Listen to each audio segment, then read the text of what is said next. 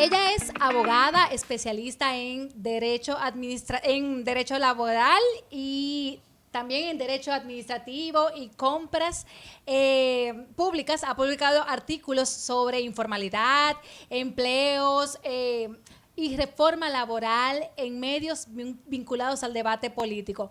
Señores, en textos recientes se ha referido a la necesidad que tenemos de tener una reforma laboral responsable. Este es un tema que está muy vigente en la palestra pública y aquí la tenemos, Julibelis van der Hol. ¿Lo dije bien el apellido? Wonderpool. Wonderpool. Wonderpool. Wonderpool. Okay. Oh my God. Señores, qué bien.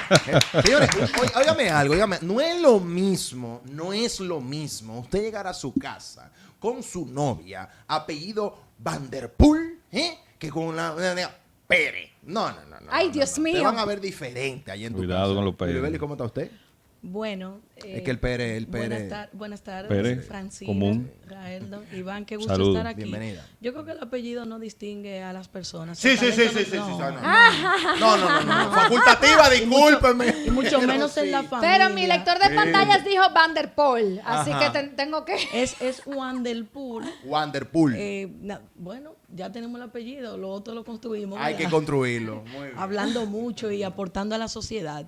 Y yo les agradezco que en este momento, en la coyuntura en la que nos encontramos en la República Dominicana, me hayan invitado a dialogar sobre los retos y desafíos que tenemos en el mercado laboral, sobre todo con la reciente aprobación de la Cámara de Diputados del Código. Esto no implica que el Código está aprobado, eso es lo primero que tenemos que abordar. Claro. Faltan fases, falta incluso que la Cámara Alta, e incluso hay observaciones que está haciendo el sector empresarial.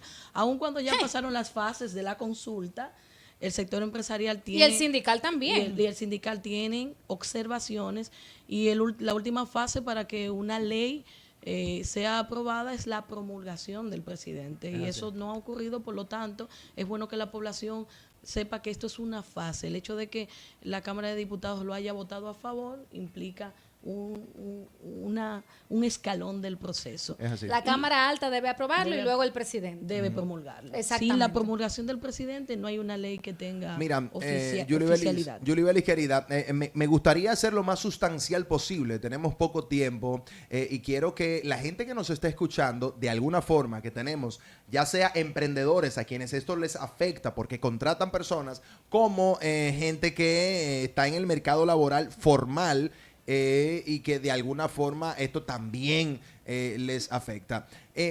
¿Cuál es la dinámica de lograr ponernos de acuerdo? Porque cada sector tiene sus propios intereses. Se ha discutido de la cesantía, se ha discutido de la jornada laboral, se ha discutido de los beneficios de ley y no logramos ponernos de acuerdo. Independientemente de lo que sea, ¿de quién es la decisión final de implementar esta reforma laboral?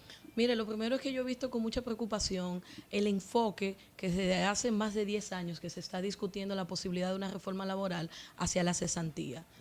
Y yo categóricamente he manifestado mi oposición como técnica y como ciudadana a que la cesantía sea tocada sin que se ponga la mirada en una figura que pueda sustituirla, garantizando los derechos de la clase trabajadora y sobre todo respetando el principio de progresividad de los derechos. ¿Qué implica esto? Todos los derechos fundamentales están protegidos por esta máxima, que implica si una modificación legal se aplica, no puede ser en detrimento de la parte que se le afecte, Por supuesto.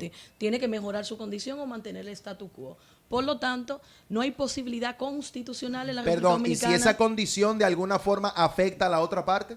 No, es que aquí se toma en cuenta lo vulnerable. Recordemos que derechos, primero tú tienes derecho fundamental que es el derecho al trabajo y el derecho a la libertad de empresa no es un derecho fundamental que es el que atiende a la clase empleadora en este caso. Son derechos económicos frente a derechos fundamentales. Entonces, cuando usted entra en una pirámide, una balanza de derechos, siempre va a predominar la protección a los derechos fundamentales. En este caso, el derecho al trabajo, que es a los trabajadores, no puede afectarse las condiciones, las conquistas y los derechos que ya están contemplados en la legislación que actualmente está vigente. Por lo tanto, esto nos lleva a la conclusión de que cualquier modificación al código y especialmente a la cesantía que atente contra la reducción de ese derecho sería inconstitucional y no podemos darnos el lujo como país. De ahí que a mí me ha preocupado mucho el hecho de que durante 12 años aproximadamente nos hemos concentrado que cesantía, y aquí ocurrió algo, el sector empresarial se descuidó con muchas cosas en la fase de la consulta.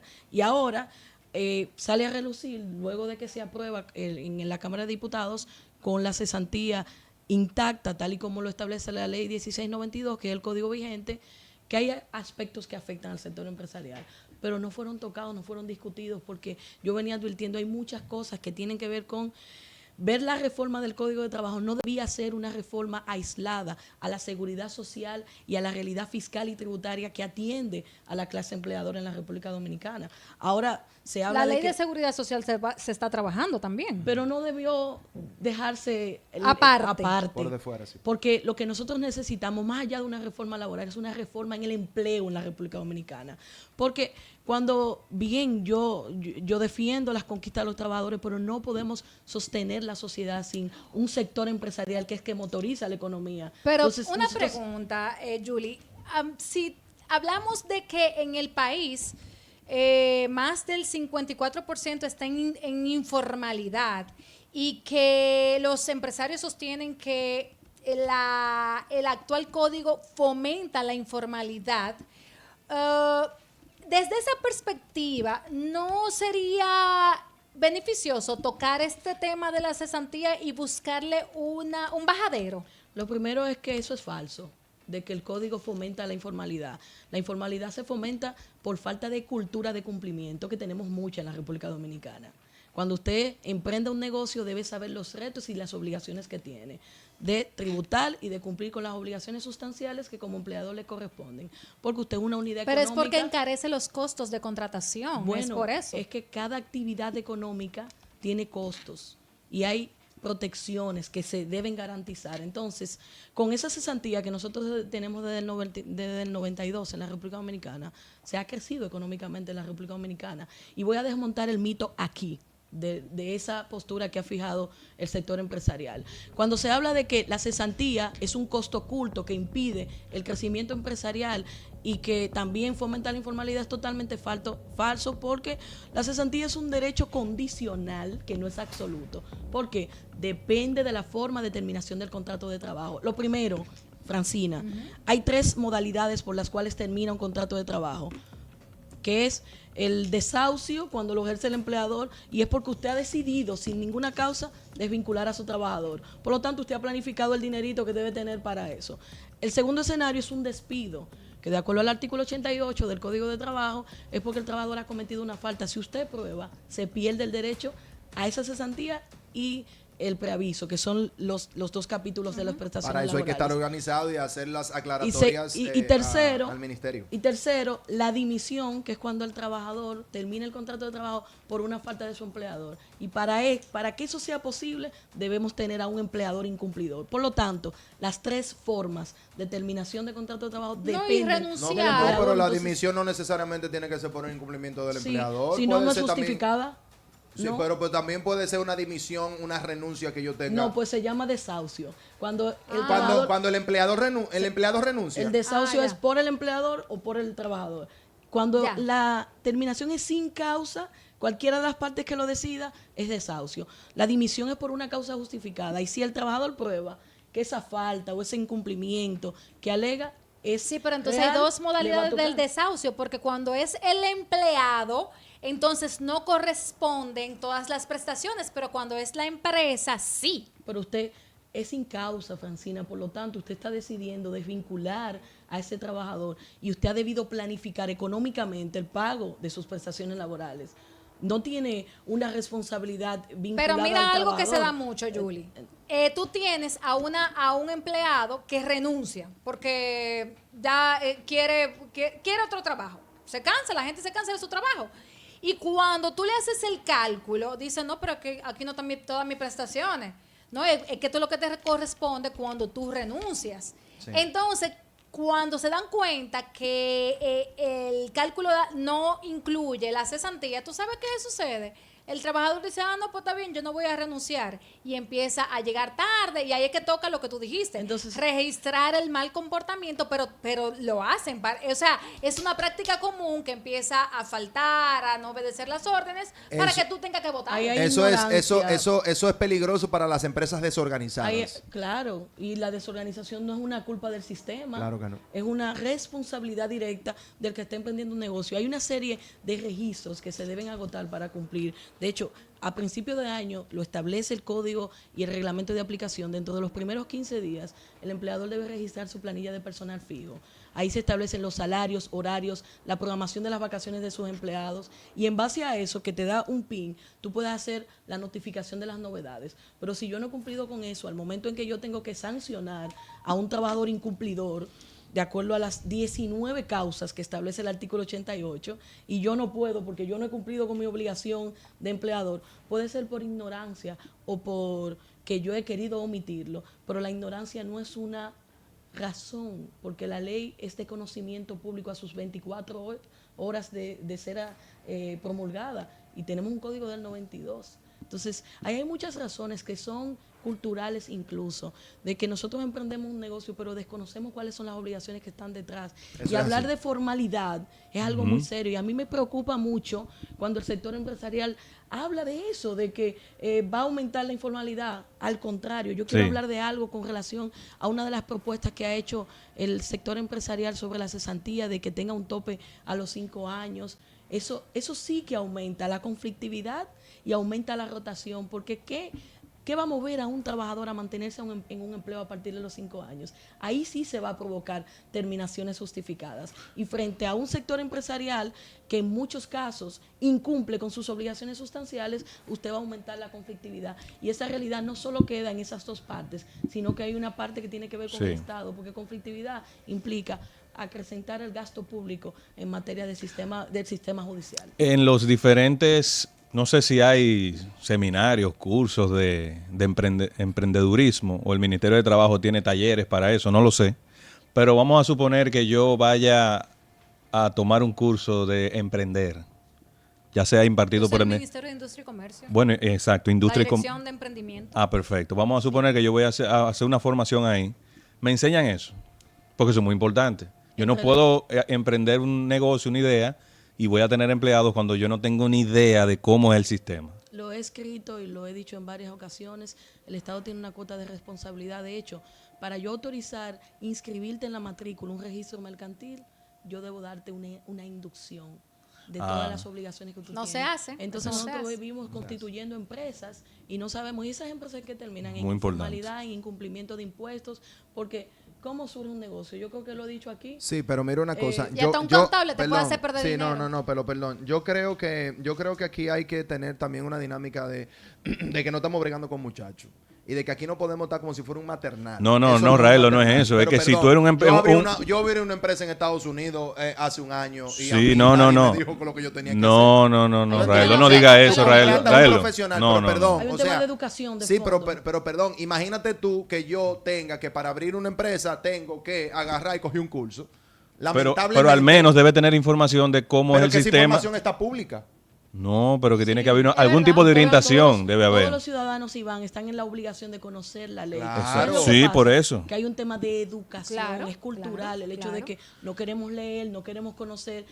Queremos conocer Manga nuestros por hombro, derechos, todo el mundo. pero el capítulo de las obligaciones lo apartamos. Claro que Entonces, sí. yo no quiero que nosotros construyamos un debate sobre la base de que no, porque nos están maltratando. No, hay los espacios para debatir esto. Y yo he planteado que desde el Estado se tiene que crear un mecanismo. Yo estoy totalmente de acuerdo con la posición de Copardón y la posición de ANGE. De que se cree, porque Copardón dice que se crearían más empleos si se reduce la carga. Voy a decir en qué orden estoy de acuerdo. Ah. En el orden de que junto a esta reforma se ponga la mirada en la realidad fiscal y tributaria, porque lo dije al inicio de mi intervención, yo no puedo lanzar un código de trabajo con las cargas tributarias que tengo y obligaciones, sobre todo enfocándolo a las MIPYMES. más del 96% del mercado formal en la República Dominicana está concentrado en las MIPYMES. Sí. Pero yo no le puedo dar el mismo trato que una gran empresa, por sus ingresos, por su naturaleza, por su madurez institucional incluso. Entonces, yo tengo que enfocarme en esos sectores que en cierto modo económicamente generan vulnerabilidad y una competencia en el mercado que es muy susceptible frente a la realidad que tienen grandes empresas. Entonces, la discusión debe ir orientada ahí. Yo creo que ya el discurso de la cesantía debe ser superado. No tenemos las condiciones en la República Dominicana para establecer una figura diferente, que es el seguro de desempleo.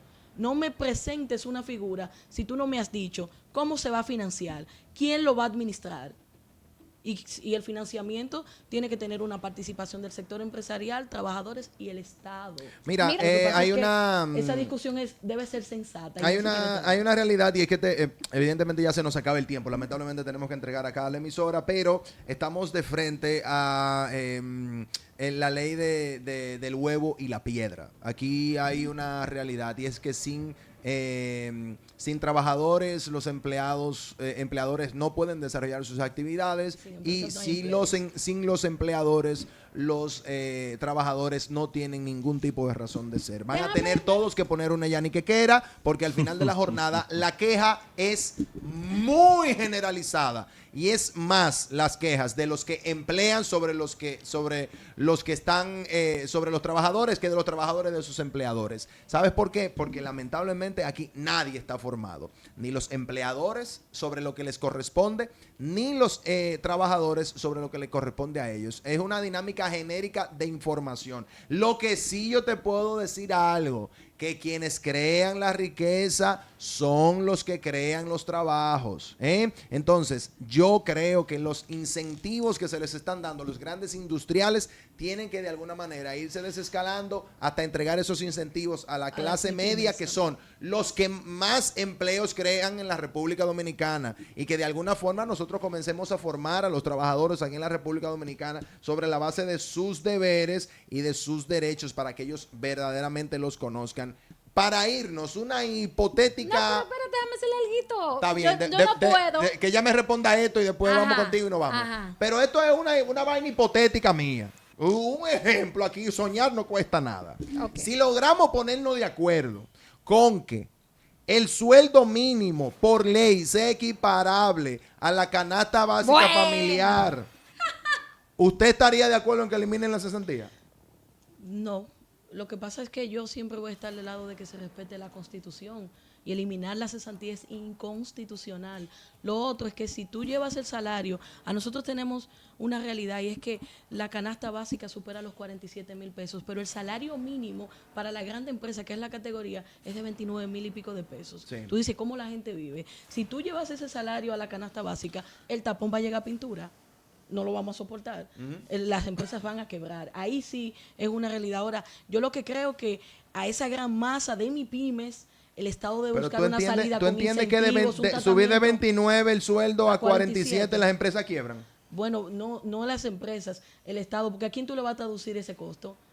A quien compra bienes y servicios. Lo vamos a ver todos nosotros. Y la economía no va a crecer. La comida, va a encarecer. Bueno, es que todo es una dinámica que envuelve. Entonces, estamos frente a una crisis económica donde todos deben participar y todos deben sacrificarse. Sí. Pero en este sentido, hay un tema de costos, cómo el Estado lo va a garantizar, que tú puedas tener una canasta básica más económica. Yo creo que ese debate pudiera ser un poco más incentivando la producción local, que se ha venido afectando en los últimos años, para que se abaraten los costos de la canasta básica. Son cuestiones como esa. Y lo otro es que es muy preocupante, Rael, lo que yo estuve estudiando un informe que presentó el Banco Central para el periodo julio-noviembre del año 2025, de los 119,000 empleos que se crearon, el 64% de los empleos son públicos.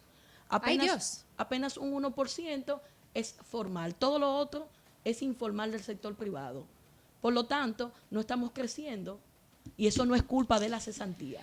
Pero por esa misma línea. Terminamos con Francina. Las compras públicas. Tú que mencionaste ahorita las pero MIPYMES y el esa otra porcentaje. línea. No, pero dímelo breve. El porcentaje, porque el Estado es el mayor comprador. Claro. ¿Qué porcentaje de las compras públicas van a MIPYMES? ¿Qué porcentaje van a las grandes empresas? La nueva ley 4725 de compras y contrataciones públicas dispone distribuido un 30% de las compras que programen las entidades públicas. De eso hay un 10% exclusivo destinado a MIPYMES lideradas por mujeres que estén debidamente certificadas por el Ministerio de Industria y Comercio, que es quien le corresponde eso, y el otro 20% para MIPYMES. Eso no implica que MIPYMES mujer pueda participar en ese 20%. Entonces, es El una 30% oportunidad. MIPYMES, 70% grandes empresas, a pesar de que la mayor parte de las empresas son MIPYMES. Sí, es así. pero hay una realidad. No impide que yo como MIPYME pueda participar en cualquier proceso. Es que esos son exclusivos, donde grandes empresas no pueden participar. Pero yo sé que cuando voy a un proceso con una gran empresa, por un tema de experiencia, de capacidad, de solvencia económica, probablemente voy a perder. Damas y caballeros, gracias por la sintonía. Esto ha sido Filo con Filo. Son ustedes muy amables. Agradecer siempre con mucha alegría y gozo a Julie Bellis Wanderpool, que ha estado con nosotros arrojándonos luz. Muchos temas han quedado sobre el tapete. Julie Bellis, muchísimas gracias. ¿Cómo te sigue la gente en redes? Y Wanderpool, YWANDELPOOL, y a través de las cuentas del Extratega con X. Ya, eso me acordó. Vamos a escribirlo mejor. Eso me acordó a muévete al compás. Es para que la gente lo devuelva el video. Y Ahí está. Ah, muy inteligente, muy inteligente. Algoritmo. Muy inteligente. Cumplimos y volvemos para decir bye bye.